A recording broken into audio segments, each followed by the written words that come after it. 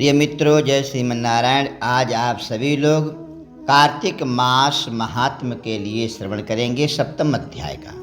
प्रिय मित्रों, नारद जी ने कहा कि हे राजन, कार्तिक मास का व्रत करने वालों के नियम सुनिए। मैं संक्षेप में कहता हूँ। जो व्यक्ति कार्तिक मास का व्रत करता हो वो सब तरह के आमिष, मांस, मदिरा इत्यादि का निषेध करे। उर्द की दाल, मधु, राई, खटाई तथा मादक वस्तुओं का निषेध करना चाहिए। व्रत करने वाला दूसरे का अन्न ना ग्रहण करे, किसी से द्वेष ना करे तथा तीर्थ के अतिरिक्त विदेश में ना जाए। देवता, वेद, ब्राह्मण, गुरु, गौ, व्रती, नारी, राजा और गुरुजनों की कभी निंदा नहीं करनी चाहिए।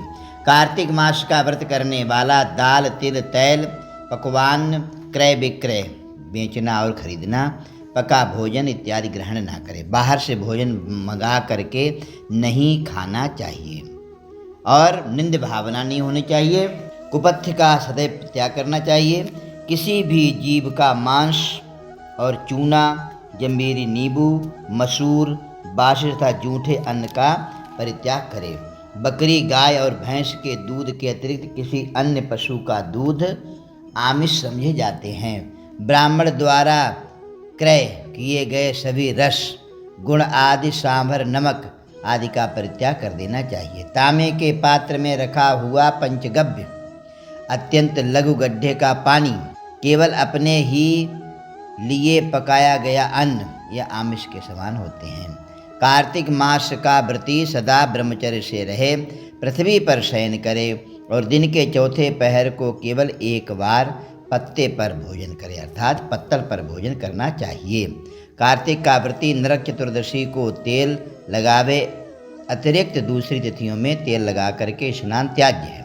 कार्तिक व्रती मनुष्य सिंघाड़ा, कोहड़ा, प्याज और बैंगन, गाजर, मूली, छत्राक, जिसके लिए हम सभी लोग खुम्बे बोलते हैं, उन वस्तुओं को नहीं खाना चाहिए, नहीं ग्रहण करना चाहिए। लौकी और बैंगन, बड़ा कद्दू, कटेरी का फल, तरबूज और कैंथ, इनको कार्तिक मास का व्रती त्याग कर दे। व्रती मासिक धर्म के समय स्त्री से, चांडाल, पापी और ब्राह्मण द्रोही और नास्तिकों से संभाषण ना करे, वार्तालाप ना करे। उपर्युक्त मनुष्यों, कुत्तों तथा कौओं द्वारा दृष्ट पका भोजन, सूतक के समय का पका हुआ भोजन, 2 बार पकाया हुआ भोजन, जला हुआ अन्न नहीं खाना चाहिए। प्रिय मित्रों, जो लोग कुत्ते घर में पालते हैं, जो हर समय घर में घूमते रहते हैं, ये बड़ा दोष लगता है। कुत्ते की दृष्टि से पाप लगता है, इसलिए महापाप करते हैं जो लोग कुत्ते को घर में पालते हैं और वो कुत्ता घर में हर जगह घूमता रहता है।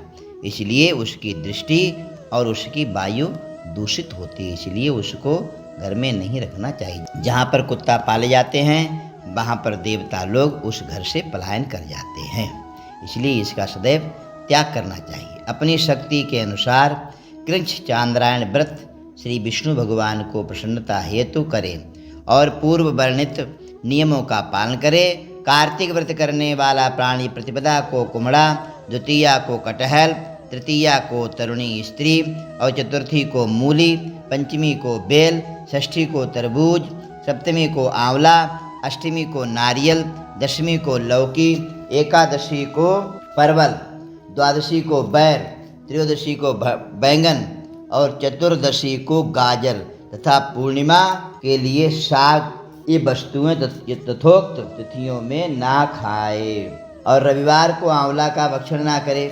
व्रती इन शाकों में से या और वर्जित शाकों में से कोई शाक खाना चाहे तो ब्राह्मण को दे करके खाए। यही विधान माघ मास के व्रत के लिए भी होता है। देवोत्थानी एकादशी से पूर्वोक्त विधानानुसार नित्य जागरण, गायन, वादन आदि करे।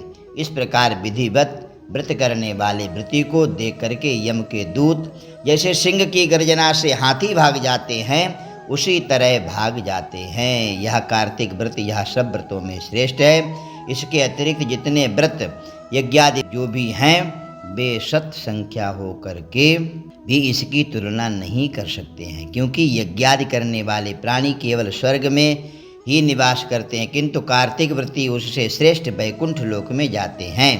इस जगत में भुक्ति और मुक्ति दाता जितने भी पुण्य क्षेत्र हैं वे सब कार्तिक व्रती के शरीर में निवास करते हैं। बुरे सपने, मनसा, वाणी, कर्मणा द्वारा किए गए हरेक प्रकार के पाप भी कार्तिक व्रत करने मात्र से नष्ट हो जाते हैं। इस प्रकार राजा की रक्षा करने सेवक अंगरक्षक लोग रहते हैं, उसी भांति कार्तिक व्रत करने वाले की रक्षा विष्णु भगवान की आज्ञा से इंद्रादिक देवता रहते हैं। विष्णु भगवान का व्रत कार्तिक व्रत करने वाला मनुष्य जहाँ कहीं भी वर्तमान रहता अर्थात जाता है या रहता है वहाँ पूजित हो जाता है। वहाँ पर ग्रह, भूत, पिशाच आदि कोई भी नहीं रहते हैं। विधि विधान सहित कार्तिक व्रत करने वाले मनुष्य के पुण्यों का वर्णन 4 मुख वाले ब्रह्मा जी भी नहीं कह सकते हैं। यह विष्णु भगवान का कार्तिक मास का व्रत सभी पापों को नष्ट करने वाला है, पुत्र पौत्र धन धान्य को उत्पन्न कराने वाला है। यह कार्तिक व्रत जो मनुष्य करता है उसको तीर्थ में जाने या तीर्थ की सेवा करने से क्या उद्देश्य, उसको सब पुण्य फल कार्तिक व्रत से ही प्राप्त हो जाते हैं। यह इतना सुंदर प्रिय भक्तों भगवान का कार्तिक मास का यह व्रत 7वें अध्याय की कथा आप लोगों ने श्रवण की। चैनल के लिए सब्सक्राइब कर दें, वीडियो के लिए लाइक कर दी। जय श्रीमन नारायण।